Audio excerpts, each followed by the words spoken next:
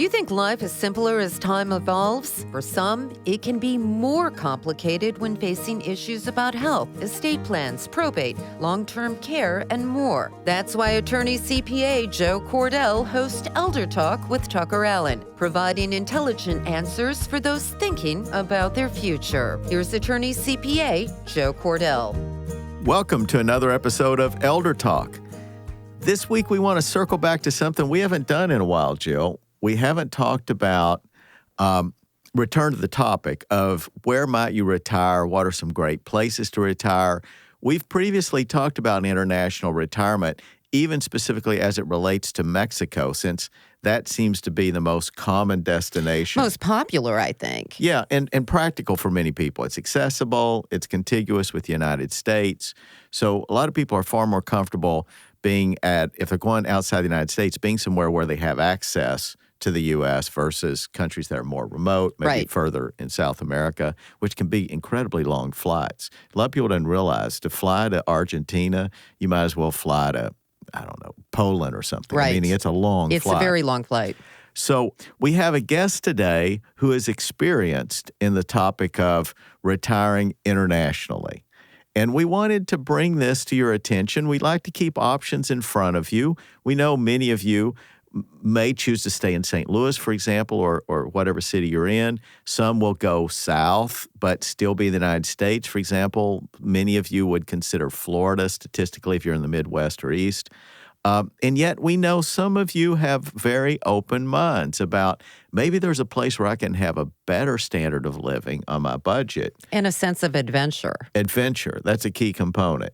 Still in a safe environment. So we want to know, is that practical? Is it possible to do that looking at Mexico as a place to live in your retirement? Do you want to introduce our guest? I would love to. Janet Blaser. She is the author of Why We Left, an anthology of American women expats.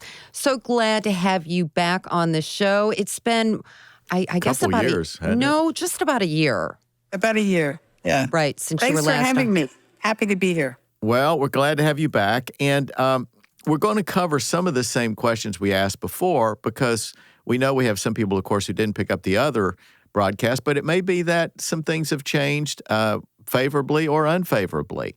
So should we start with kind of what impact has COVID had on living in Mexico? Sure. That's a big start. Just an overview, your thoughts. Well, and I'll talk a little bit about, I live in Mazatlán, so I'm more familiar with what's happening here, and I have a general understanding of what's happening in the whole country. Okay. Much as you live whatever state you live in, and then there's the situation in the whole country. And Mazatlán is a coastal area. So it is. And you're on the coast that you'd be on is the Caribbean or the No, the Pacific Coast. Okay. Mazatlán is a city of about 650,000 people, pretty big, and it's pretty much right across from the tip of Baja. Okay. So you can imagine that's where it is. And Janet, you came back to the States during the pandemic to live with your children. Is that correct? I did.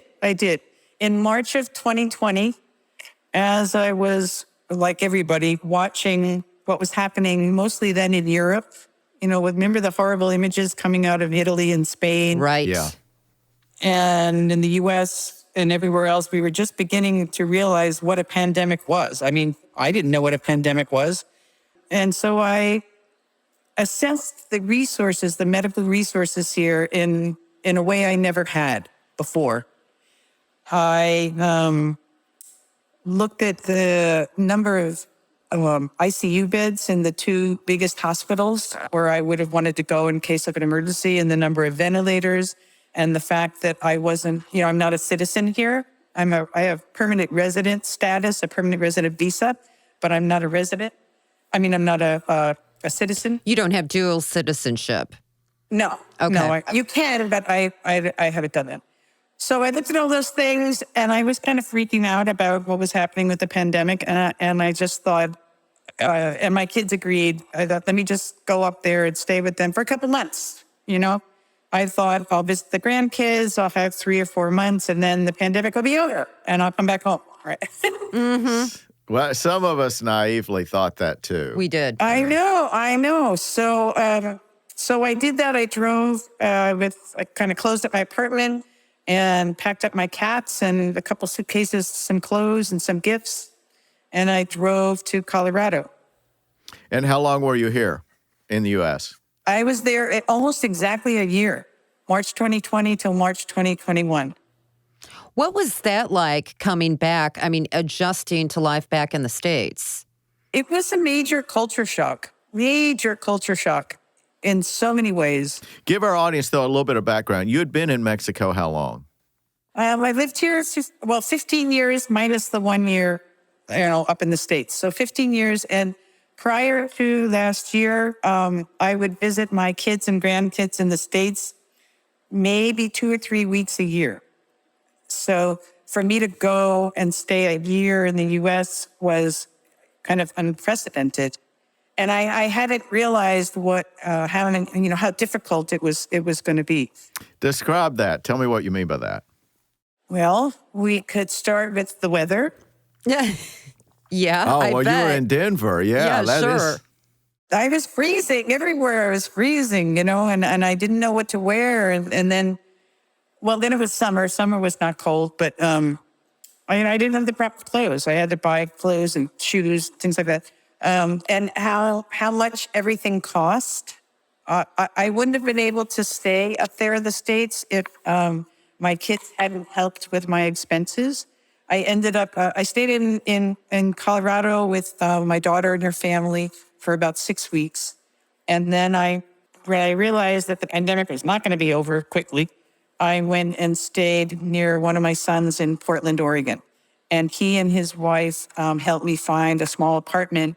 And how shall I say this? They kind of gave me a stipend every month so that I could afford to live up there, which is embarrassing. It's embarrassing to go from being completely independent to having To rely on your kids, but it's good they were there for you. Yes, they were totally there for me, and they really, bent over backwards to help me assimilate. Like they bought me when winter started or fall started in Portland. They bought me this really big, beautiful down coat, so I wouldn't be cold. That's good. They should do that. It was, but so everything was so expensive. I mean, on one hand, everything was so expensive. On the other hand, the availability of so many kinds of wonderful foods, like the farmers markets in Portland with beautiful organic produce, and even in the grocery stores, it was overwhelming to me in a good way. That was a good thing. Yeah, I guess a lot of people don't realize that, but sunshine's a good thing, but to a certain extent, when you go past a certain point of sunshine or the number of days per year, you end up in what's considered a tropical environment. And interestingly enough, it's a smaller range of vegetables and fruits than you would find in a more moderate climate. Would you say that's true? I don't know. I've never thought of it like that. I think of it as that just, and again, I'm speaking about the area of Mexico where I am, okay? And it's a big, the state is, Sinaloa is a big agricultural state. I mean, they grow and export millions of tons of tomatoes and poblano peppers and onions. I mean, that's what they do in this state. That said, nobody grows heirloom tomatoes. There's 2 kinds of lettuce. Nobody grows baby salad greens. Nobody grows melons. I'm making generalizations, but nobody grows melons other than cantaloupe and watermelons. You're saying in Mexico. Well, I'm saying in Mazatlán where I am. Okay. Yeah, so that's going to be at a latitude though that's fairly far north, right? I mean, it's not in southern Mexico. It's right on the Tropic of Cancer. But see, I think if they can grow cantaloupes, then grow agave melons, grow canary melons. I mean, if you can grow plum tomatoes, grow heirloom tomatoes, grow cherry tomatoes. There's so many, So I think it's just about demand and maybe also about the culture of the cuisine here. Yeah, more than there the isn't climate, that demand you're here yet. For 2 years, I lived further south near Puerto Vallarta. And down there in that area, there is a big awareness of organic foods, and people seem to be more adventurous in what they eat. So there's a lot of farmers markets down there, and farmers are growing different kinds of produce that are normally found in like the Mexican grocery stores, say. So that's just a change, a shift in consciousness about eating and food that it is just kind of beginning here. So for me, if you get back to being in the States, just going to Safeway was like Mecca. Like, so many products, and so many products that would be imported here coming from the US that are really not usually available. So I ate a lot and I cooked a lot and I gained a little bit of weight. I think everybody did during the pandemic. You were, Yes, you during were COVID, becoming during an COVID. American again. That's what I was. Oh, I know the other thing. It was the election. Oh, yeah. That was really kind of traumatic, especially I was in Portland. I wasn't right downtown where the demonstrations were, but you remember all the riots and Of course. all of that. That was terrifying to me. That was terrifying. I had the TV on when the insurrection happened. I sobbed and I was terrified because I thought, what is happening to this country? Yeah, and well, you were almost, if there was a ground zero, I think most people would vote for that being Portland. I mean, it's become a metaphor for what happened. Yeah. I mean, Yeah. whether you support the movement or you oppose it, that whole mass movement in urban areas across America. I mean, Portland, Oregon became symbolic. Yeah. So it was, I think that, I guess coincidentally, I don't know, the year that I spent in the States was a year of upheaval and transition, not just COVID, but politically and theologically for a lot of people. And I was thankful that I was near my son and his wife, and they were very supportive and close to me. I ate with them and shopped with them. And, we found an apartment just a few blocks from their house. So I was very involved with them. And So would it be accurate to say that you actually felt safer in Mexico, at least of that time, than you did in the United States? at that time, Was there ever a time while you were in Mexico when you felt less safe than you did in the United States during this period? never. A lot of Americans would be shocked to hear that because I know. a lot of Americans have this stereotype. Perception of Mexico being unsafe. Yeah, crime everywhere, but that's not true. Can you talk to No. that? No, I get asked that question a lot, or I get messages from people. That's their biggest concern is safety in Mexico. The first thing I'd say is that Mexico is a giant country. It would be like saying safety in America. What happens in South Central LA or in Ferguson, Michigan is not the same as what's happening in Vermont or Seattle or Ohio. So it's a giant country. So is there regular crime? Yes, there's regular petty crime like anywhere else. Any other cities, there's robberies and things like that. Do I worry about the cartel? Never. Because the reality, and again, this is just my opinion, okay, or my experience. Yeah. The reality is that the cartel is organized crime. It's a huge international, multi-billion-dollar business organization, right? They don't care what me, little retired American, is doing in my little apartment in Mazatlán, Mexico. I'm not even on their radar. Right. You wouldn't be a target of an organization like that. Their targets are people who are competing with them, or maybe Yes. government agents to some extent, but not the average person. You're such not as yourself. living a high-risk lifestyle in any way. No. And most of the violence that you read about, first, it's so sensationalized, right? But that violence is usually, say, like gang violence, inter-gang violence of, they're trying to rise within the organization and blah, blah, blah. But it doesn't affect the millions of ordinary Mexicans who are living a really regular life. But Janet, are there certain areas of Mexico that you would not recommend someone going to? Yes. And those change, right? Those change according to what's happening within the cartel hierarchy.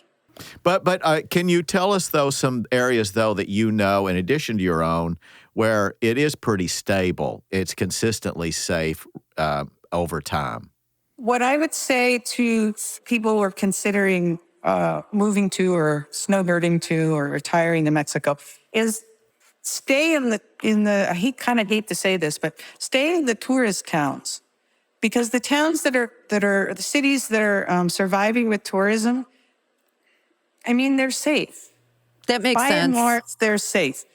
And, locally, people wonder, do the local governments have some arrangement with the cartels to stay away from the tourist areas? Who knows? Maybe. But whatever the case, in those Puerto Vallarta, San Miguel de Allende, well, Cancun has been not a good place recently. But Mazatlán, Lake Chapala, Guadalajara, I mean, those places that are big tourist towns, they're safe to go to. And I also tell people to do their due diligence. Don't just read the sensationalist headlines in the U.S. Do your look at homework. do your homework, just like you would do it if you were going to a European country, or going to Australia. You can't say Australia is this. It's a giant country. You got to look and see what's really going on to understand it. Janet, I'm curious. You were in the States for a year with your kids. Did they try to talk you out of going back? No, I was like a fish out of the water, and it was kind of embarrassing. I mean, like I said, I was in Portland in the winter, and I had this giant down coat with a hood and, fleece lining and mittens and Ugg boots. And, they're wearing shorts and a sweatshirt, I mean. So as soon as I could, I got vaccinated. And once I had 2 vaccines, then I just said, I have to go home. I mean, this is home here. Part of it was the climate, but it's also my community here. And I can't afford to live up there. I just can't afford it. And I didn't, I mean, my son and his wife were helping me, but they're not wealthy. I mean, I just felt like I can't keep doing this. Right. So can we take a couple steps back so Sure. that people get a little more perspective? You decided to go to Mexico some 15... It was 2006, wasn't it?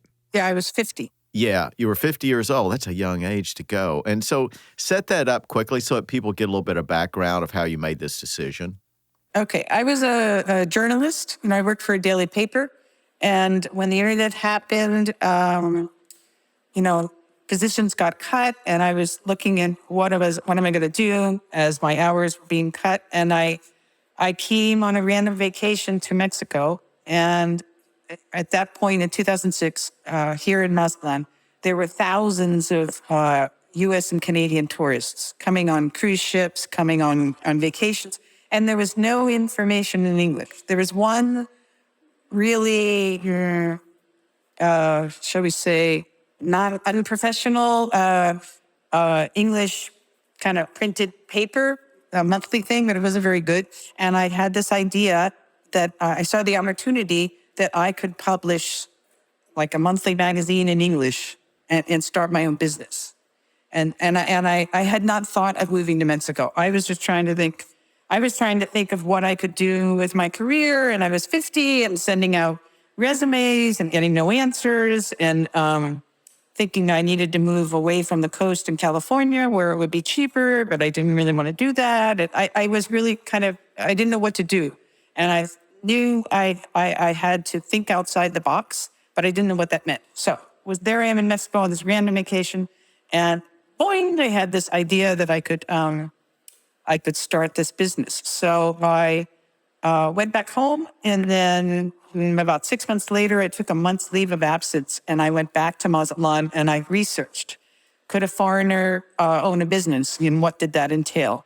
Would I rented a little, like a long-term rental apartment, and would I be comfortable here? Is there the things that make me feel good in my life? Is there good coffee? Do I feel safe walking around? All of those things you would consider in your, moving Part somewhere of your else. daily life. Yeah, how much Right. do things cost, right? And it all seemed to fall into place. And my kids were very supportive. I'd been a single mom, and they all said, My youngest was 18, and they all said, go for it, do your dream. Go for it. So I did. So I drove down. I didn't know anybody. And I drove down from Santa Cruz, California, crying all the way. I bet. It's a big this is leap. So you yes, and I got so caught up in the excitement of it that I didn't realize the emotional side of it until I was driving away. And I kept calling each of my kids. I have 3. I kept calling them, crying, this is a mistake. I should come home. And they're like, no. This is what you want to do. Go. Yeah. Those are good kids. Yeah, very supportive kids. Now, did you have friends, though, or other family members that said, hey, you might want to think about this. This might not be such a good idea. And they tried to talk you out of it? Everybody has those. Well, of course.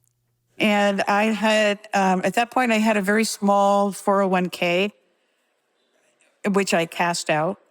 And I had, 3 or 4 good friends sit me down and say, do not do this. This is, the worst thing you could do, blah, blah, blah. And then a couple of years later, when the big real estate market crash happened, they lost everything. And I had that little bit of money. But I really felt in my heart that this was right. I mean, it felt like the right thing to do. So I'd say it took about 2 years for me to feel really comfortable. Where you're at home? Well, where I felt like this was my home. Yeah. You're cutting out a little bit, but I think that it's holding up pretty well. I'm impressed because I thought we might have more of a delay.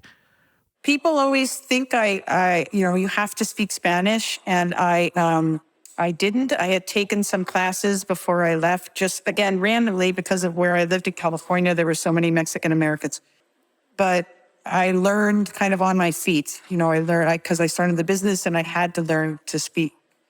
I had to learn to speak to do the business. So how did the business go? It was great.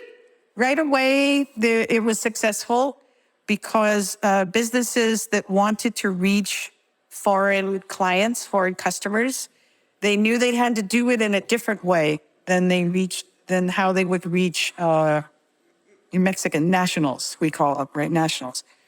We respond differently.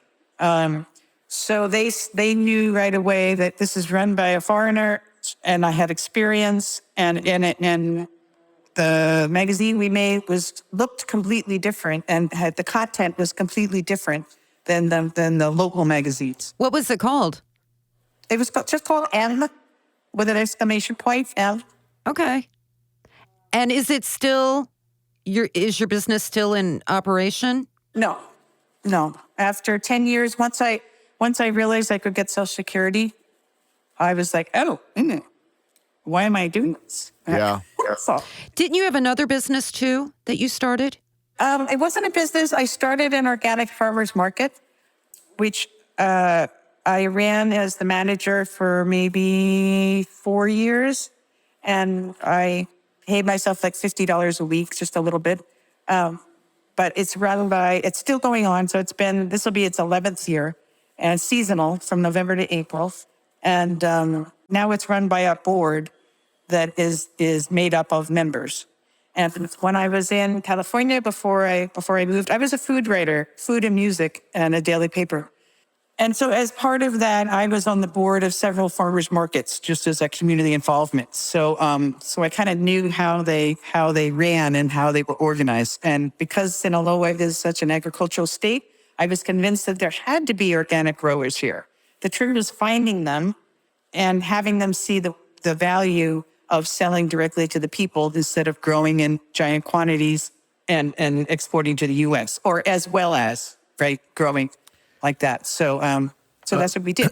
I'm curious about whether you have experienced any of the inflation that is such a hot topic here in the U.S. Yes. I mean, everything has gone crazy My goodness. here. McDonald's is paying sign-on bonuses. Yeah. I mean, so people are finding that housing and everything else is going up, in many cases, double digits. Are you experiencing any of that in Mexico? I'm not very financially oriented. Right? That's just me. But what I do see is, like just anywhere personally. else, Yeah, the cost of food has gone up and housing has gone up here. I don't know if it's the same thing as in the US where it seems to be from the supply chain, right? Coming from China or wherever things are Yeah. coming from. So I don't know about that, but what I see here is that there is a very fast-growing middle class in Mexico who have credit and they're making more money and they have the ability to spend that they didn't have before. So they're able to buy, say, a second home here in Mazatlán where they can have a beach house, or a beach apartment. Everybody has new cars. Everybody has iPhones. Yeah. So Yeah. Sounds like America. Right. Now, has the rent with your apartment increased at all? because I was gone that year, I don't know if it's because I was gone or because where I live, but everything. I mean, in Mexico was like any other country. If the cost of living go up, it's not just going to sit there and do nothing. Well, can we talk about the cost of living more specifically here, if you don't mind? Like, for example, people are wondering, well, what does it cost to rent a decent apartment? Can you talk a little bit about that? Sure. Some people may have seen, I write for CNBC. So I do like one article a month. That's good. Mm-hmm. Yeah, I do one article a month about living in Mexico. And in July, they sent a videographer here and they did a video of the day in the life. So and you can, if you Google my name or you Google CNBC, Janet Blaser, those videos will come up. And in the video, I talk about how much everything costs. And you see my apartment, you see we walk around the neighborhood, and it actually was really fun. That's great.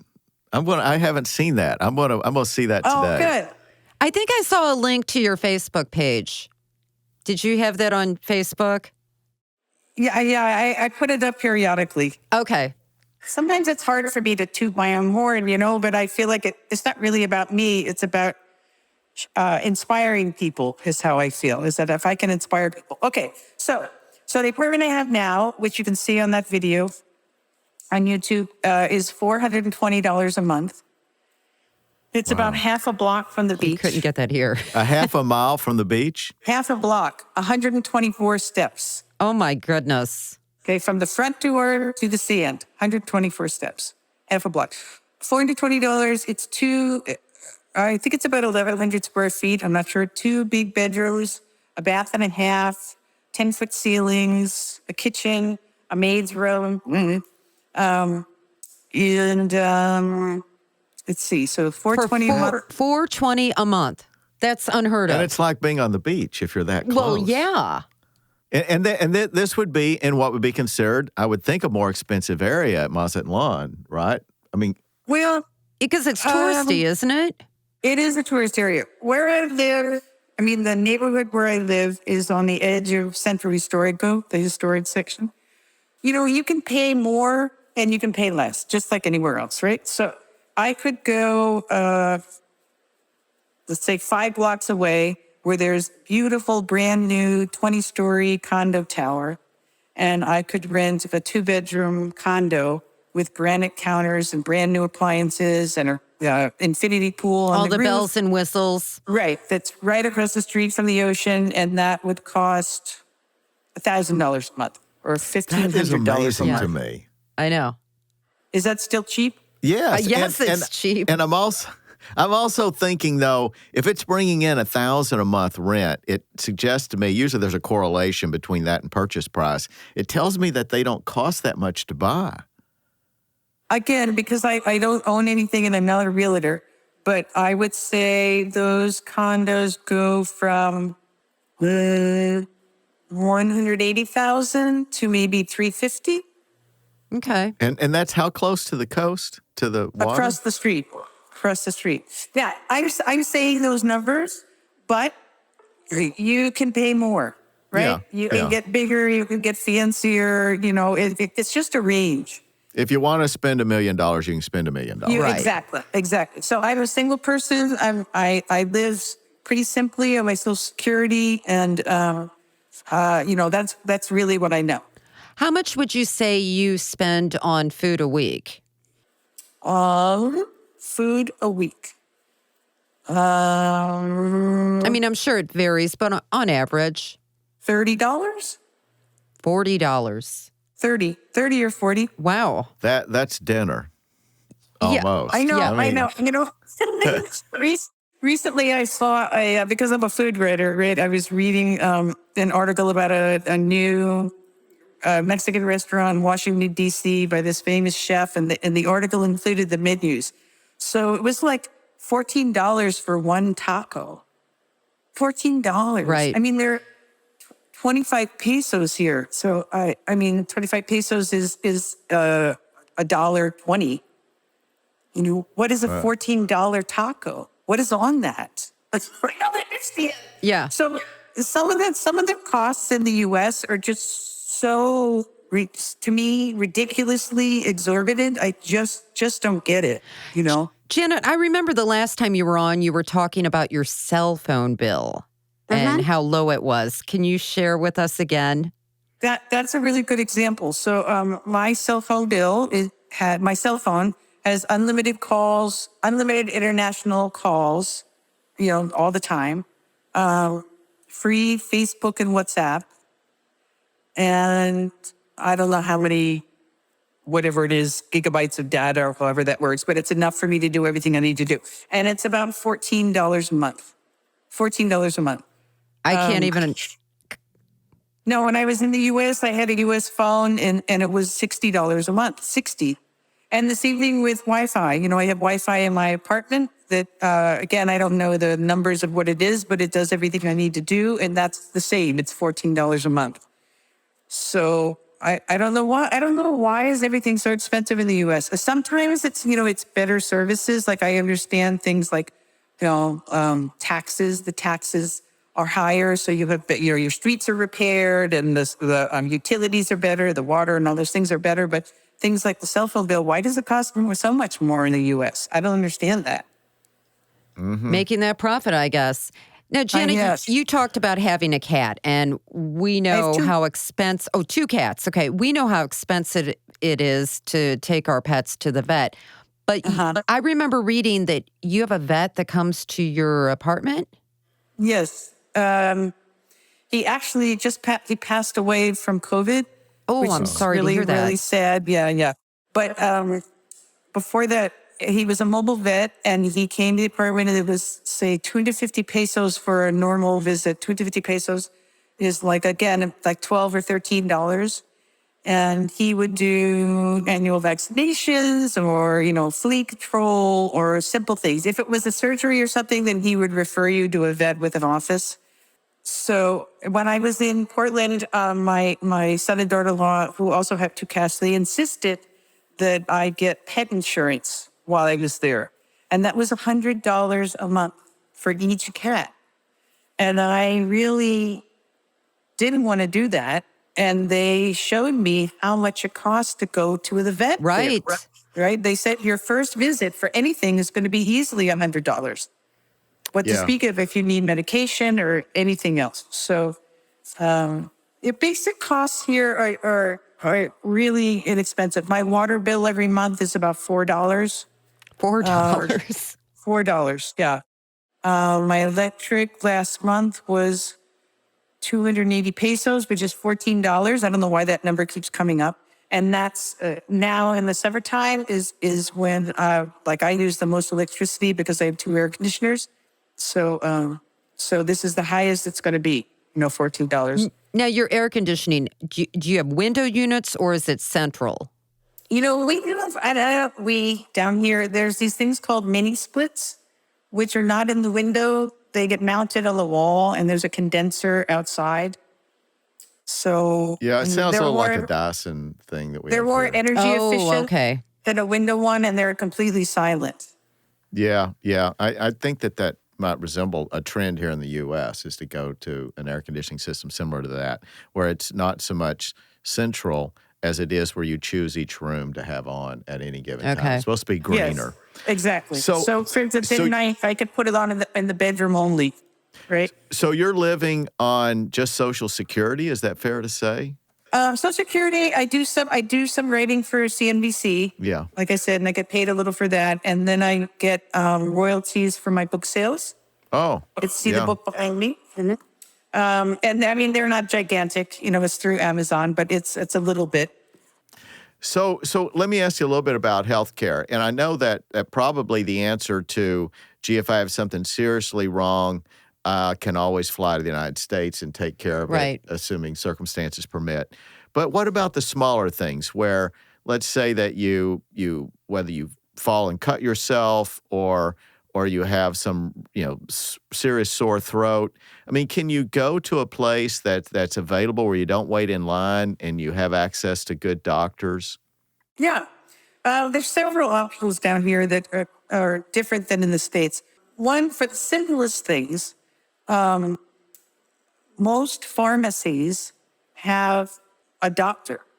At the pharmacy? At the pharmacy. Okay. They'll have he or she won't have their own room. 2 rooms usually, a waiting room and then the examining room, right? It's called a consultorio. And so, you have a cold, you have a cough, like you said, a cut, or a UTI, something basic. And they'll do an exam and then they can give you, prescription, and then you're right there in the drugstore to get it filled. And those cost like 40 pesos, which is about $2. $2 now, but for now, all of that. I don't want to. I don't want to. Real doctors. They're real doctors. Now, by real doctors, though, and I don't think this is a disadvantage at all, because in the United States now you're likely to see a nurse practitioner. Yes. So I'm maybe I'm stereotyping, but I'm thinking what they're calling a doctor may be more like a nurse practitioner, or is it? No, they're GPs. What it seems like, and again, this is just my observation. Either they're older, maybe on the edge of retirement, or they're younger, starting out, right? So they're doctors. Their certificates are on the wall. They're not specialists. Mm-hmm. So then the next step would be to go to a specialist. Like I wouldn't go to them for a skin check if I thought I had some kind of a sun thing, right? I'd go to a dermatologist. And a dermatologist will cost, say, 700 to 1,000 pesos. So that's like, say, $35 to $50 to go to a specialist. Here in Mazatlán, because there are so many foreigners that come and there's such a long history of tourism and immigrants, there's a lot of many of the doctors speak English, and in the biggest hospitals, they speak English too. What about dental care? Dental care is the same thing. There's tons of dentists everywhere, and dental clinics, and medical and dental tourism is a big thing. What did I pay? Before COVID, I had 2 crowns put in, and I think I paid, it was like $120 or $130 each, for the root canal and a crown. So I'm curious, knowing what you know now, obviously you like living where you do, but knowing what you know now, would you have chosen a different location in Mexico? Is there any place now that you think, oh, this is at least as good as where I'm living now? That's a good question.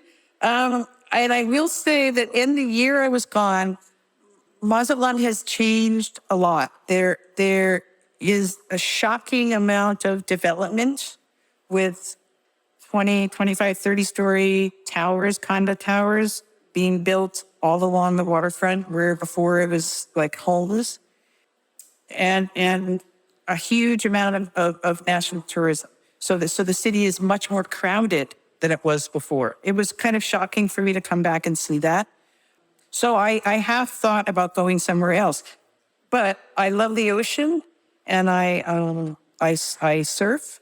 So I need to be by the ocean. So I don't know where else to go. I've thought about going somewhere else, but I don't know where else to go.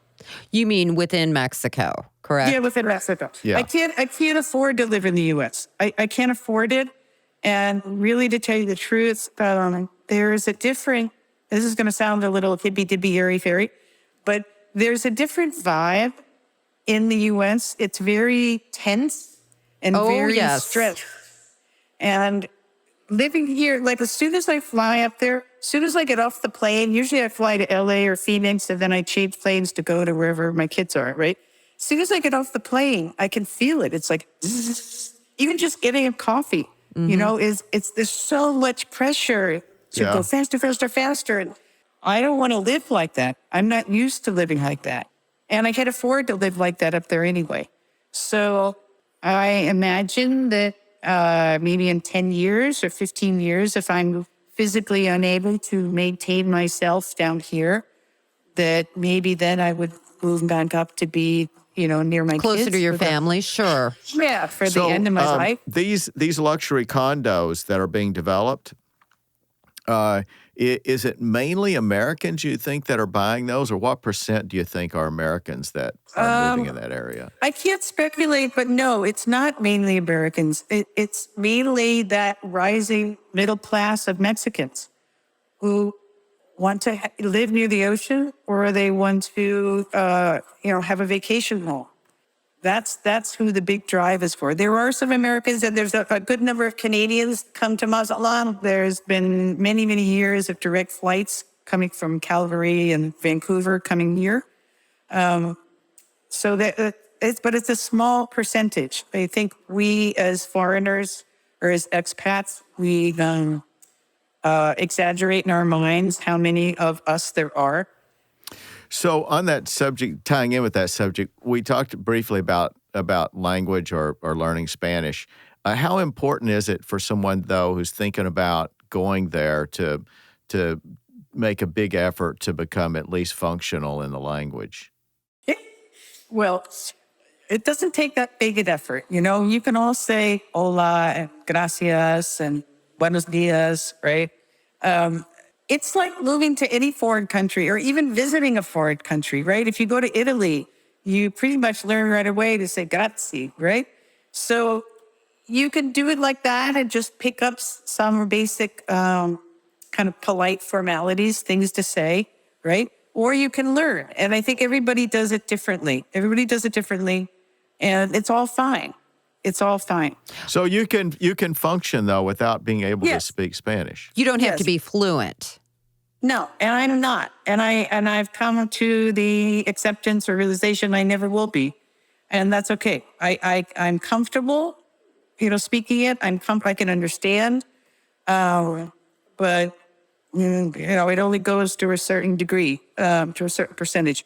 That said, it's a different experience if you can speak some Spanish, if you can talk to your neighbors, or you can watch some news and understand what's going on, or order in Spanish or whatever. It just makes a different experience. If you think about traveling anywhere, it's a different experience if you understand some of what's going on. Janet, how long after you moved there did it take you to make, good friends, a good support system there? That's a good question. That's a long time ago, though. What I would say is that the foreign community, the expat community, is by and large really friendly, and there's and I think I can safely say that it's true in any expat community, at least in Mexico, but probably in other countries too, that there's like get-togethers and ladies' lunches and newbie introductions at this restaurant or whatever. There's a community of expats that will to help each other, right? And then you have to kind of find your tribe, right? Because just because you speak English doesn't mean you're going to be friends, Right. right? But it kind of takes a while to figure that out or accept that. So let's see. Well, I made, I'd say 3 good friends almost right away, like that, just seeing them at the same coffee shop or at the same events that I would go to, that we're still friends to this day. It's like, what I've started telling people is that living in Mexico is not that different than living anywhere else, than living in the U.S. Your regular life is going to be the same as your regular life in the U.S. If you like to be really social and have a lot of friends and go out to, restaurants and parties and bars or whatever you'd like to do that, then you're going to do that here. You're going to carve that out for yourself wherever you go. Yeah, if you're more of a loner and you like to have a few select friends, well, you're going to find those too. It would be like if you're a jogger and you like to jog by yourself, you're going to jog by yourself here. But if you like to jog in a group, you're going to find a running group and do that here. all of the same things you do up there, you can do here. Shocking as that is to some people. Right, right. And I think of all of the group activities that Americans have to exercise. It's like it only happens if you get in a group. Americans must believe that. Like Orange Theory is something that's been really big in the U.S. But it's just another way in which a bunch of people get together in a room and they're going to exercise, I guess, presumably better than they would by themselves. And I assume that exists down there. Yeah, there's yoga classes, running groups, exercise, like boot camp, fitness groups. There's all kinds of things. There's sailing groups, there's bridge groups, they'll play bridge, animal rescue groups, volunteers who go to orphanages or go to feed poor people or build houses or knitting groups. There's all kinds of things, just like there is up there. And not just for foreigners. The foreigners may have started some of those groups, but others are not. Others are local people doing the same thing because they're just regular people. They want to be fit. They want to have fun. They want to eat. They want community. Yes, there you go. There's wine tasting groups. There's numerous foodie groups, that go out to different restaurants as a group. There's all kinds of things. It's not as strange as people think it is. Well, I mean, you make it sound very attractive. Yeah, very appealing. And I think that more people will be inclined to experiment that way as the maybe inflation worsens here. Perhaps financial circumstances require them to think a little out of the box in terms of a solution. But Mexico has some very important advantages that maybe other countries wouldn't have, in large part because of its proximity. And what I find so appealing, it's not as stressful, or, from what you're saying, as the United States. The culture is not that. I mean, that's that. If you're in Mexico City, the capital of the country, yes, it's a big, stressful city. But the foundation of the culture is not that stress. Is not that you live to work. That is not the basis of who you are here. That's not where you find your identity. No. Joe, I want to address one thing something you said about some of the reasons why Mexico is such an attractive place. I think it's also, besides the proximity to the U.S., the Mexican government makes it very easy to be here. Anybody who comes to Mexico, even just you coming on a 2-week vacation with a package to a hotel, right? Those papers that you fill out on the plane, that's a 6-month visa. You can stay in the country for 6 months just with that paperwork. And that paper asks you your name, where you're staying, do you have when's your return, ticket. That's it. That's all you have to do. Are you carrying $10,000? I think that's the other question. That's all you have to do. So you can come down to Mexico and explore or experience for 6 months without any kind of a visa or immigration complicated thing. It's very, very easy. You were talking before about the political climate here in the United States, especially what you experienced while you were here during the pandemic. How would you compare the political climate to Mexico? Well, as a foreigner, I do not and kind of cannot get involved with politics here. I can't vote. I can't demonstrate, right? Foreigners are not supposed to be involved in any kind of demonstrations. So I kind of don't pay that much attention to it. It's like I'm embarrassed to say that, but I don't. My Mexican friends periodically give me kind of political updates just so I know kind of what's going on, But it doesn't affect your normal life. As a foreigner, it doesn't affect your normal life. That's what I would say. I don't know if it's the same in the U.S. for foreigners. If maybe they feel they have to keep track of what's going on politically in the U.S. because of all the immigration and all Probably, sure. chaos, Whereas here, there isn't any of that. The government seems to be happy to have us here. And which, for better or for worse, Mexico is one of the only countries in the world where you can come and go without having COVID test. Right. That's interesting. That is interesting. I see that as an advantage, but I know some listening to us won't. I don't either. And it's really disturbing, actually. But that's the way it is. Yeah, I don't know. So part of me feels irresponsible that I'm not more aware of what's going on. But what can I say at my age? I'm just kind of living my simple life and trying to be quiet and live simply. Well, I mean, that makes complete sense. Well, yeah, you're retired. Enjoy life. Well, the Mexican government should put you on salary and send you No, please. I Be don't wanna their do that. spokesperson. a goodwill ambassador. Yes. Is what Well, I think. thank you for saying that. And I've especially since starting to write for CNBC, which generates a lot of work for me. I mean, I literally get thousands of messages from people. Thousands. Wow, that is incredible. 4 million people watched the TikTok video they did of me. So sometimes I think to myself, why am I doing this? Why I try to answer everybody. People send me messages saying, like with their life story, they make this much money on Social Security. Can they live there? Should they go here? Should they go there? I try to give them, answer them and respond to them. But the reason that I'm happy to do this is to inspire that. At the last stage of our lives, 50, 60 and on, we shouldn't be struggling and suffering. I mean, you really shouldn't have to struggle and suffer at any point in your life, And but definitely not towards the end of your life when your options for more resources are more limited. So I hope I can be an inspiration to other people. Well, I can tell you that doubtlessly you are. Yes. And you've certainly motivated me to think differently about Mexico as a possibility. Yeah, as you did last time as well. Thinking of retiring there? Well, I mean, I can see the advantages of spending some time there. Yeah, yeah. Well, there's if you like, the weather is beautiful. I mean, here where I am, it's very humid, but you go inland or towards the mountains to other cities and it's cooler. The culture is beautiful and interesting.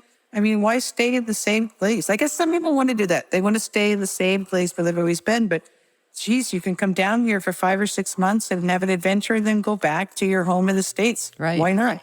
Right? Yeah. I mean, it's definitely an attractive proposition. So I hope that those listening will have an open mind on this topic. But you definitely present it in an informative, interesting, and attractive way. So I look forward to having you on again when we get an update if we can do this in another year or so. That would be fun. And Janet, before we let you go, we can get your book, Amazon, correct? Yes, it's on Amazon. It's called Why We Left, an Anthology of American Women Expats. Not just for Americans, not just for women, but it's a collection of essays written by 27 women, all different kinds of women from all over the U.S. who moved to Mexico, all over Mexico. And it's more how they left than why.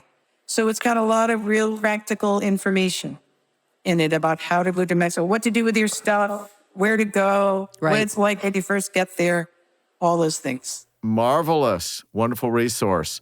Well, till we do this again, Janet. Okay, thank you both for having me back. This has been really fun. Thank you. Thank you. This has been another episode of Elder Talk. Till next time, take care. You've been listening to Elder Talk with TuckerAllen, providing intelligent answers for those thinking about their future, with Attorney-CPA Joe Cordell. Sponsored by TuckerAllen, your estate and elder law advisors. For more information, visit TuckerAllen.com. Listen again next Saturday for another edition of Elder Talk with TuckerAllen. The choice of a lawyer is an important decision and should not be based solely on advertisements.